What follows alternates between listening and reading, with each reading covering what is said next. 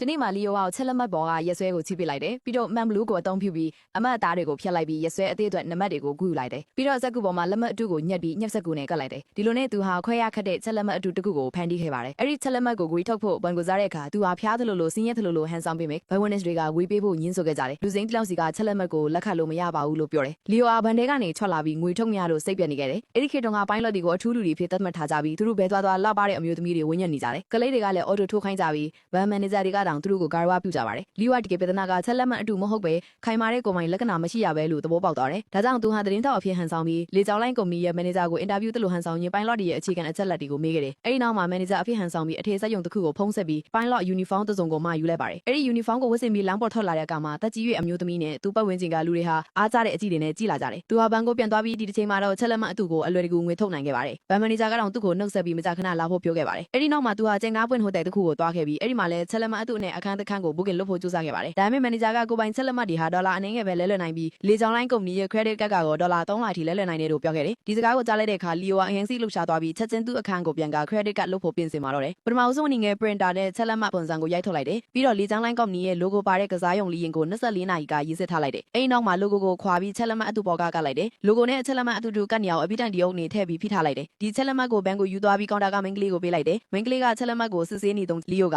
ခမရရဲ့မျိုးလုံးတွေကကျွန်တော်တခါမှမမြင်ဘူးလောက်အောင်လှနေပါတယ်လို့ပြောလိုက်တယ်ဒီစကားကိုကြားတဲ့အခါမိန်းကလေးကရှက်သွားပြီးမစင်စားတော့ပဲချက်လက်မှတ်ကိုလဲပေးလိုက်တယ်နောက်ပိုင်းမှာလီယိုဟာချက်လက်မှတ်အတူတွေကိုဖိုးပြီးလုပ်လာတယ်ဒီမနက်မှာသူဟာချက်လက်မှတ်ပုံတွေအများကြီးနဲ့ဘန်ကိုရောက်ခဲ့ပေမဲ့ဘန်ကမဖွင့်သေးပါဘူးမန်နေဂျာကအလျင်လိုနေရင်ပိုင်လော့အဖြစ်ဟန်ဆောင်ပြီးလေးစိတ်ကောင်တာမှာချက်လက်မှတ်တွေကိုလဲလွယ်နိုင်တယ်လို့ပြောခဲ့ပါတယ်ဒီဝန်ဆောင်မှုမျိုးစုံလေးစိတ်မှလည်းရရှိနိုင်တယ်ဆိုတဲ့တာကိုသိလိုက်တဲ့အခါလီယိုကအံ့ဩသွားခဲ့တယ်သူဟာချက်ချင်းလေးစိတ်ကိုအလျင်ပြန်သွားပြီးချက်လက်မှတ်တွေကိုလဲလွယ်နိုင်ခဲ့ရုံမကပိုင်လော့ဆိုရင်ကမ္ဘာပေါ်မှာဘယ်နေရာကိုမဆိုအခမဲ့လေရင်စီးနိုင်တယ်ဆိုတဲ့သတင်းကောင်းကိုပါသိခဲ့ပါတယ်သူဟာချိန်မဆွဲမနဲ့ကပတိန်အဖြစ်လေရင်ပေါ်ကိုတက်သွားခဲ့တယ်သူဟာလေမောင်းမှုခန်းတင်မှာထိုင်ပြီးပြန်သားရတဲ့စိတ်လှုပ်ရှားမှုကိုခံစားခဲ့ပြီးလှပတဲ့လေရင်မဲ့တယောက်နဲ့လည်းပို့ပြီးရင်းနှီးခဲ့ပါတယ်အဲ့ဒီနောက်ပါအဲ့ဒီနီလန်အသားပဲ3လအထဲမှာနိုင်ငံ26နိုင်ငံကိုခီးသွားခဲ့တယ်သူဟာကမ္ဘာပေါ်မှာရှိတဲ့ဘန်ကီလီကနေဒေါ်လာ1.5 သန်းကျော်လိမ့်ပြီးယူခဲ့ပါတယ်